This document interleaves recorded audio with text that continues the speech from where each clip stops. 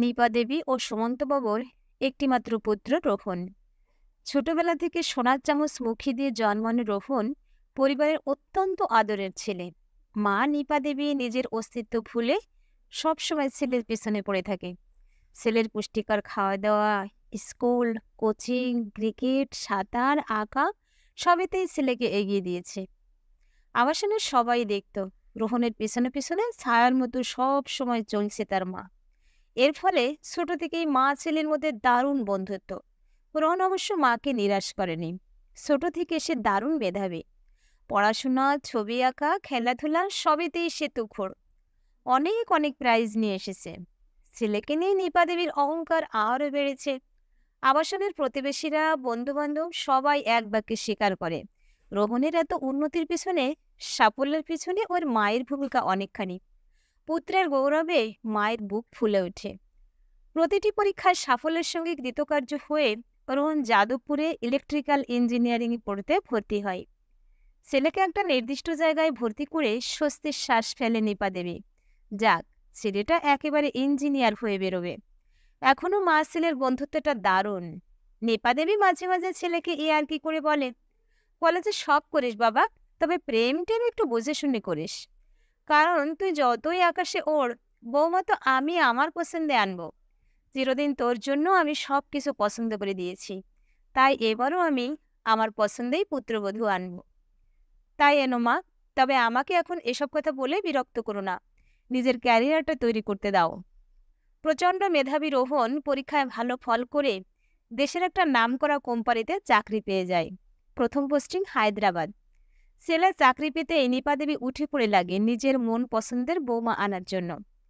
চারিদিকে পাত্রীর খোঁজ খবর চলে। তার ফর্সা, লম্বা, সুদর্শন ছেলের জন্য উপযুক্ত শিক্ষিত, অত্যন্ত ফর্সা, লম্বা, সুশ্রী সুন্দরী এবং অবশ্যই ঘরোয়া মেয়ের খোঁজ চলে।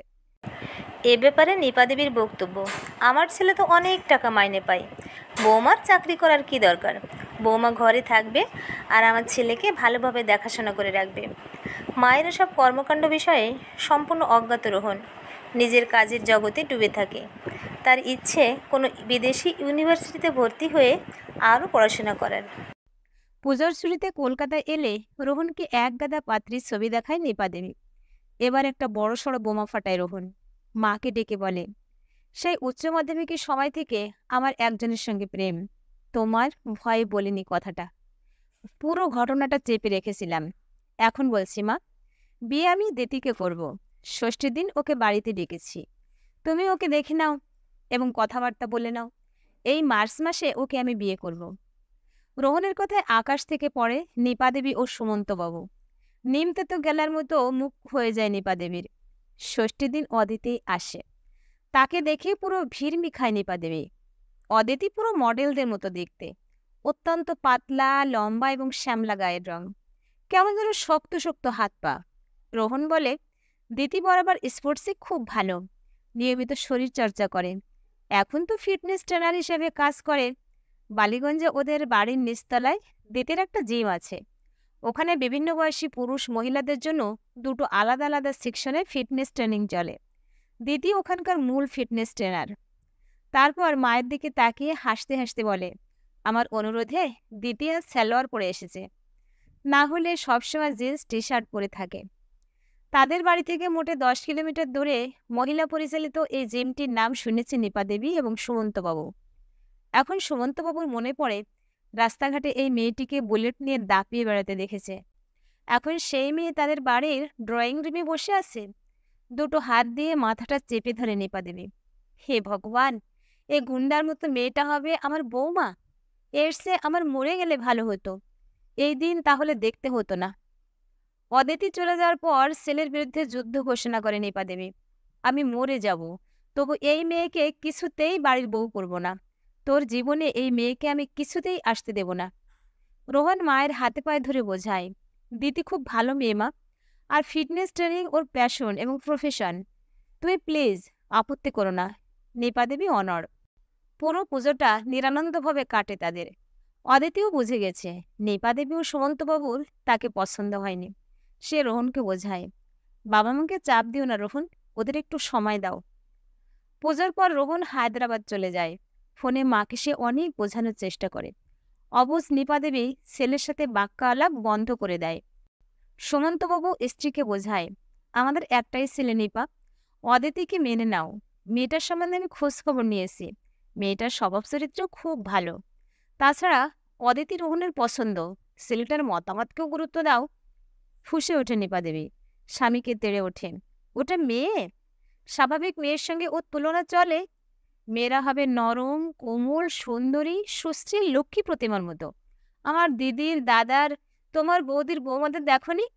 তোমার ভাইজিদের, ভাগ্নিদের দেখনি? তারা কেউ অদিতির মতো? ওদের অদিতির মতো কাঠের পাটার চেহারা, চুল বয়কাট করে কাটা। অদিতি মেয়ে ছেলে না মদ্য সেটাই বোঝা যায় না। এমন হিজড়া মেয়েদের মতো কাট কাট চেহারা, ওকে নিয়ে লোক সমাজে বেরোনো যাবে না। সবাই আমাকে দেখে হাসবে গো। আমার বাবুর মাথাটা খারাপ হয়ে গেছে। ওই ডাইনি বাবুর মাথাটা খারাপ করে দিয়েছে। এখন বাবুর মনটা বদলাতে হবে। একটা অত্যন্ত সুন্দরী, সর্বগুণ সম্পন্ন পুতুল পুতুল মেয়ের সঙ্গে বাবুর বিয়ে দিতে হবে। তাহলে দেখবে বাবু এই মদ্য অদিতিকে ভুলে যাবে। সুমন্তবাবু অস্থির হয়, তুমি ভুল করছো নিপা। তুমি কিন্তু বাবুর ব্যক্তিগত জীবনে হস্তক্ষেপ করছো। তুমি চুপ করো তো। বাবুর আবার ব্যক্তিগত জীবন কি? ছোট থেকে বাবু আমার আঁচলের তলায় মানুষ। বাবু আমার মতামত ছাড়া কোনো কাজ করে না। বাবুর ভালো মন্দ সব আমি বুঝি। আমি বাবুর মা। এক্ষেত্রে আমার কথা মতো বিয়ে করতে হবে বাবুকে। ক্রূর হাসি হাসে নিপা দেবী। তারপর একদিন অদিতির সঙ্গে দেখা করতে চলে যায় জিমে। সেখানে জিমে অনেক লোকের সামনে অদিতিকে চরম অপমান করে। মুখ লাল করে অদিতি। শুধুমাত্র নিপা দেবী রোহনের মা বলে সব অপমান দাঁতে দাঁত চেপে সহ্য করে। পরে রোহনকে ফোন করে সব জানায়। মা আর হবু স্ত্রীর মধ্যে ঝামেলার খবর পেয়ে রোহন তাড়াতাড়ি কলকাতায় চলে আসে। এসে মাকে বোঝায়, অদিতিকে কেন তুমি অশ্লীল ভাষা অপমান করলে? ও কি দোষ করেছে? ওকে প্লিজ সরি বলো। আর বিয়ে করলে আমি অদিতিকেই বিয়ে করব, অন্য কাউকে নয়। ওকে তোমাকে মেনে নিতেই হবে। তারপর অদিতিকে বলে, চলো দিতি, আমরা রেজিস্ট্রি করে বিয়ে করে নিই। একবার বিয়ে হয়ে গেলে মা তোমাকে ঠিক মেনে নেবে, দেখো। এবার অদিতি বেঁকে বসে, তুমি তোমার বাবা মায়ের একমাত্র ছেলে। ওদের অমতে আমি তোমাকে কিভাবে বিয়ে করব? বিয়ের পর তোমার মা আরও অশান্তি করবে, আমাকে আরও অপমান করবে। তখন তুমি কাকে সমর্থন করবে, মাকে না বউকে? দুজনের মাঝে পড়ে তুমি স্যান্ডউইচ হয়ে যাবে। নিজেদের বিবাহিত জীবন বরবাদ হয়ে যাবে। ভবিষ্যতে এত অশান্তি আমি নিতে পারবো না। আগে তুমি তোমার মাকে বোঝাও, পরে আমাকে বোঝাতে আসবে। তোমার মায়ের অপমান সহ্য করে আমি তোমাকে বিয়ে করতে পারবো না, সরি। এমন বিয়ে করার চেয়ে আমার বিয়ে না করাই ভালো। নিজের আত্মসম্মান আমার কাছে ভীষণ দামি, তোমার জন্য আমি সেটা হারাতে পারবো না। এদিকে নিপা দেবী অব্যর্থ অনশন ধর্মঘট আরম্ভ করে। তার দাবি, রোহনকে তার দিদির ননদের মেয়েকে বিয়ে করতে হবে। মেয়েটি নাকি সব দিক দিয়ে তার পুত্রবধূ হওয়ার উপযুক্ত। তারপর রোহনকে মাথায় হাত দিয়ে প্রতিজ্ঞা করাই এই মেয়েকে বিয়ে করার জন্য। ওদিকে অদিতি রোহনকে আওয়াজ দেয়, মায়ের বাবু, মায়ের পছন্দ মতো মেয়েকে বিয়ে করো, মাম্মাস বয়। মা আর প্রেমিকা দুজনের মধ্যে ব্যাডমিন্টন ককের মতো ঘুরতে থাকে রোহন। দুজনে তাকে নিয়ে ব্যাডমিন্টন প্র্যাকটিস করে চলে। তার বাবা সুমন্তবাবু নীরব দর্শক। এই অবস্থা থেকে রোহনকে উদ্ধার করেন স্বয়ং ভগবান অন্তর্যামী। কোম্পানির একটা প্রজেক্টের কাজে 6 মাস জার্মানি যাওয়ার সুযোগ আসে তার কাছে। ব্যাস, তড়িঘড়ি দেশ ছাড়ে রোহন। দুজন নারীকে মুক্তি দিয়ে এবং অবশ্যই প্রেমিকার প্রেমের জাল ও মায়ের স্নেহের জাল থেকে নিজেকে মুক্ত করে ভগ্ন হৃদয়ে বিদেশে পালিয়ে বাসে। এরপর কেটে গেছে 5 বছর। রোহন আর দেশে ফেরেনি। মায়ের প্রতি চরম অভিমানে বাড়িতে আসে না। তবে প্রতিদিন ভিডিও কল করে, বাবা মায়ের সঙ্গে কথা বলে, টাকা পয়সা পাঠায়। নিপা দেবী কয়েকবার বলেছে, বাবা তুই ফিরে আয়, আমি অদিতির সঙ্গেই তোর বিয়ে দেব, আমি ওকে মেনে নেব। মৃদু হেসে নীরব থাকে রোহন। নিরুপায় নিপা দেবী অদিতির কাছে ছুটে গেছে। অদিতি, তুমি রোহনকে বোঝাও, ওকে ফিরে আসতে বলো, আমি নিজে দাঁড়িয়ে থেকে তোমাদের বিয়ে দেব। মৃদু হেসেছে অদিতিও। ম্যাডাম, আমার আত্মসম্মান এত ঠুনকো নয় যে রোহনের মতো মেরুদণ্ডহীন পুরুষকে বিয়ে করব।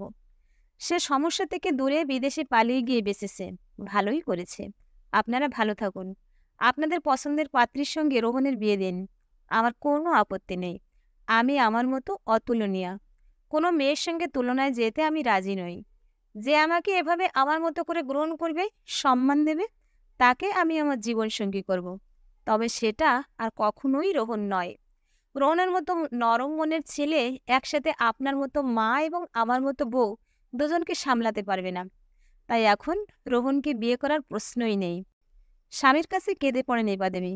সুমন্তবাবু বোঝায়, নিজের জেদে অবস্থা এমন ঘোরালো করেছে নিপা। ছেলের মতামতকে গুরুত্ব না দিয়ে অদিতির সঙ্গে অন্যান্য মেয়েদের তুলনা করেছ। আরে হাতের 5টা আঙুল কি সমান? অদিতি ওর নিজের মতো, ওকে রোহনের জীবনে স্বীকার করে নিলে আজ আমাদের এমন দিন দেখতে হতো না, ছেলেটাকে হারাতে হতো না। এই ঘটনার প্রায় 1 বছর পর একজন ছেলের সঙ্গে অদিতি এসেছিল তাদের প্রণাম করতে। অবাক হয়েছিল নিপা দেবী ও সুমন্তবাবু।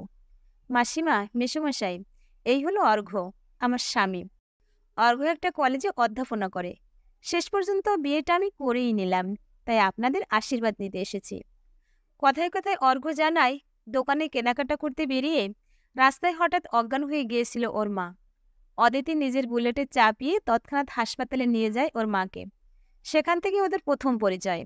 পরে পরে দুজনের প্রেম। কিছুদিন পর দুবারের সম্মতিতে বিয়ে হয়। হাসতে হাসতে অদিতি জানায়, আমার শাশুড়ি খুবই প্রগতিশীল, আধুনিক মনস্ক মাসিমা। আমাকে খুব ভালোবাসে। আমি আমার শাশুড়ি মাকে কোথাও একা যেতে দিই না। সব জায়গায় মাকে আমি আমার বাইকে করে নিয়ে যাই। আর আমার ফিটনেস ট্রেনিং সেন্টারটা তো খুব ভালো চলছে। এবার ভাবছি গড়িয়াতে আরও একটা শাখা খুলব। মা আর অর্ঘ্য সব রকম সাহায্য করবে বলেছে। মুখটা পুরো চুপসে যায় নিপা দেবীর। অদিতি যে সেদিনের অপমানের বদলা নিচ্ছে তা স্পষ্ট বুঝতে পারে সে। খুব অহংকার করে অদিতিকে সেদিন সে বলে এসেছিল, রোহনের আশা তুমি ছেড়ে দাও, আমি বেঁচে থাকতে রোহনের সাথে তোমার বিয়ে দেব না। উপরন্তু তোমার মতো মদ্য মেয়েকে কে বিয়ে করে দেখব। তাই অদিতি আজ দেখাতে এসেছে, দেখো কেমন নিজের পছন্দ মতো স্বামী ও শাশুড়ি পেয়েছি আমি। সবাই তোমার মতো রক্ষণশীল, নিজের ছেলের জীবন নিয়ে অতিরিক্ত নজরদারি করা মা নয়। শাশুড়িও মায়ের মতো মমতাময়ী, সাপোর্টিভ হতে পারে। অর্ঘ্যের মায়ের তুলনায় তুমি কতটা নিচু মানসিকতার মহিলা দেখো। নিপা দেবী চুপ থাকে। সুমন্তবাবু আশীর্বাদ করে, তুমি ও অর্ঘ্য ভালো থেকো অদিতি, অনেক অনেক বড় হও মা। অদিতির বিয়ের 1 বছর পর রোহন জানায়, জার্মানিতে সে তার সহকর্মী জুলিয়াকে বিয়ে করেছে। বাবা মাকে ভিডিও কল করে জুলিয়াকে দেখিয়েছে। ইংরেজি জানে না বলে জুলিয়ার সঙ্গে একটাও কথা বলতে পারেনি নিপা দেবী। ফোনে ছেলে বৌমাকে দেখে শুধু কেঁদেছে। অনেকবার রোহনকে বলেছে, বাবা তুই জুলিয়াকে নিয়ে দেশে আয়, একবার চোখের দেখা দেখি। রোহনের সোজা উত্তর, না মা, জুলি তোমার মনের মতো বৌমা নয়। জুলির ভাষা, সভ্যতা, সংস্কৃতি, পোশাক সব আলাদা। তোমার সঙ্গে কোনো বিষয়ে ওর মিল হবে না। জুলিকে তুমি ওর সঙ্গে তুলনা করে ছোট করবে। স্বামী হিসেবে সেটা আমি সহ্য করব না। তুমি তোমার মতো, জুলি ওর মতো। তাই জুলিকে নিয়ে তোমাদের কাছে আমি দেশে যাচ্ছি না। তোমরা ভালো থেকো। নিপা দেবীর চোখের জল এখন শুকিয়ে গেছে। মনে মনে শুধু অনুশোচনা হয় এখন। সুমন্তবাবু বলে, পৃথিবীতে প্রত্যেক মানুষ আলাদা নিপা, কারোর সাথে কারোর তুলনা চলে না। এই সহজ সত্য কথাটা তুমি বুঝতে পারোনি বলে একমাত্র ছেলেকে জন্মের মতো হারালে। তোমার ছেলে অন্যান্য ছেলেদের তুলনায় অনেক ভালো ছিল, তোমাকে বন্ধুর মতো মান্য করত। কিন্তু তুমি ওর বন্ধু হতে পারোনি। তাই এক বুক অভিমান নিয়ে ছেলেটা দূরে সরে গেল। কি ক্ষতি হতো অদিতির সঙ্গে বাবুর বিয়ে দিলে? তাহলে ছেলেটা সুখে থাকতো, আমাদের কাছে থাকতো। দেখো, তোমার চিন্তাভাবনা আর আমার চিন্তাভাবনা সম্পূর্ণ আলাদা। তবুও আমরা এক ছাদের তলায় একসাথে আছি। বাবু আর অদিতিও থাকতো ওদের বৈপরীত্য নিয়ে। তুমি ওদের মধ্যে ঢুকে বিপদটা বাড়ালে। অন্য ছেলেমেয়ের মায়ের সঙ্গে তুমি নিজের তুলনাটা করতো নিপা। দেখো নিজেকে টিপিক্যাল মা, একজন বোধ বুদ্ধিহীন নিচু মানসিকতার মহিলা বলে মনে হবে। যে ছেলের মনের কথা না বুঝে, ছেলের সিদ্ধান্ত না বুঝে জোর করে নিজের মতামত ছেলের উপর চাপিয়ে দেয়। দেখো এখন ছেলের চোখে তুমি কতটা নিচে নেমে গেছো। কখনো অন্যদের সঙ্গে নিজের তুলনাটা করেছো কি? স্বামীর কথায় কাঁদতে থাকে নিপা দেবী। মুখে আজ তার অনুশোচনার কোনো ভাষা বের হয় না। এতক্ষণ সাথে থেকে গল্পটা শোনার জন্য অসংখ্য ধন্যবাদ প্রিয় বন্ধুরা। গল্পটা কেমন লাগলো? ভালো লাগলে একটা লাইক দিবেন, আর কমেন্টে আপনাদের মূল্যবান মতামত শোনার অপেক্ষায় রইলাম। ভালো থাকবেন। নমস্কার।